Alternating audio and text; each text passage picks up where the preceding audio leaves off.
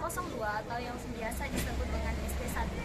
Beragamnya karakteristik murid di dalam kelas membuat kita sebagai guru berpikir keras bagaimana menyajikan sistem pembelajaran yang menyenangkan yang dapat membuat anak lebih mudah paham serta membuat anak tidak mudah bosan di dalam kelas. Dalam hal ini, setiap murid memiliki kebutuhan yang unik, gaya belajar yang berbeda, dan tingkat pemahaman yang beragam.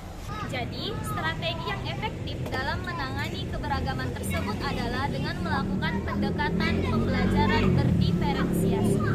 Langkah pertama yang saya lakukan adalah melakukan asesmen diagnostik, yaitu diagnostik kognitif dan diagnostik non-kognitif. Langkah kedua, saya melakukan identifikasi terhadap hasil asesmen diagnostik yang sudah dilakukan, sehingga didapatkan kondisi murid sebagai berikut. Hasil asesmen non-kognitif didapatkan 3 anak auditori, 7 anak kinestetik, dan 9 anak visual.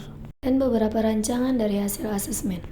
Sebelum belajar, saya terlebih dahulu menyambut murid di depan kelas dengan penuh kehangatan dan bersahabat. Assalamualaikum warahmatullahi wabarakatuh. Pada awal pelaksanaan pembelajaran, kegiatan pembelajaran diawali dengan mengucapkan salam, berdoa sebelum belajar, dan juga melibatkan murid dalam menyusun kesepakatan belajar.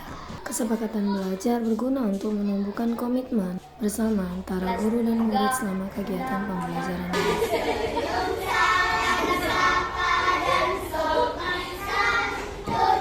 Kalian dapat menyebutkan minimal 5 sifat Allah yang telah kita pelajari, baik itu sifat wajib, mustahil, atau Diferensiasi proses dilaksanakan dalam 2 variasi.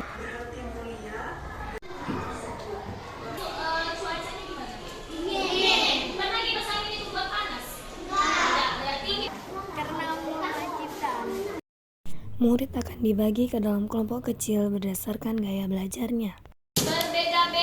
Dalam diferensiasi konten, saya menyiapkan berbagai sumber belajar yang mengakomodir gaya belajar murid.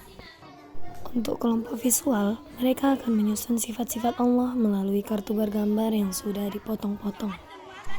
Nantinya, kartu bergambar tersebut akan disusun sesuai dengan sifat wajib, sifat mustahil, dan sifat jaiz Allah, menyesuaikan gambar dan kalimat yang sudah tertera.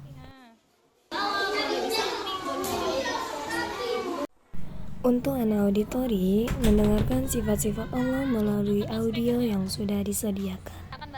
Nantinya, melalui audio ini, anak auditori akan membuat sebuah lagu tentang sifat-sifat Allah.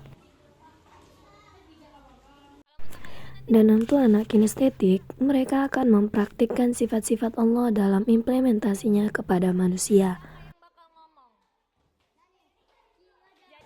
Saya juga memberikan arahan dan bimbingan terhadap produk yang sedang dikerjakan oleh murid.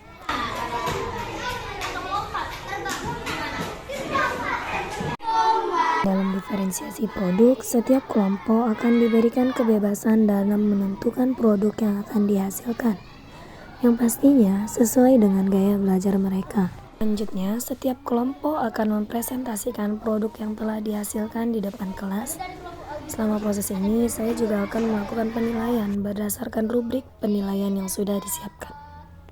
Hasil dari diskusi anak auditori adalah menyanyikan lagu sifat-sifat wajib Allah yang mereka ketahui menggunakan karangan mereka sendiri.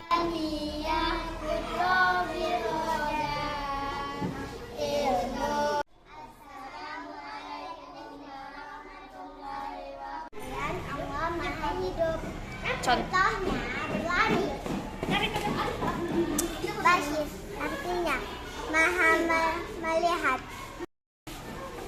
Hayat contohnya melompat. Di akhir kegiatan, saya mengajak anak-anak untuk merefleksikan hasil belajarnya melalui game word wall. Dengan nama anak-anak diacak secara adil melalui roda putar. Nama anak yang muncul akan bermain kotak soal berdasarkan pelajaran yang sudah dipelajari.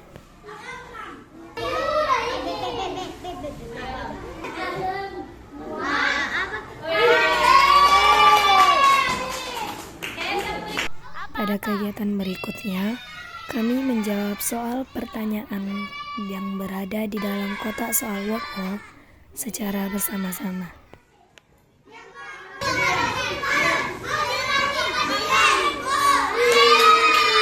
Con? Sama.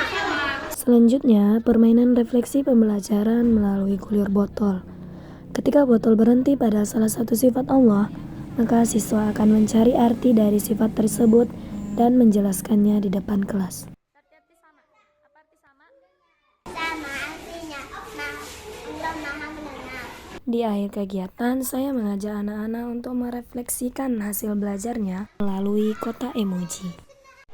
Menurut saya, pembelajaran hari ini sangat menyenangkan karena banyak permainannya.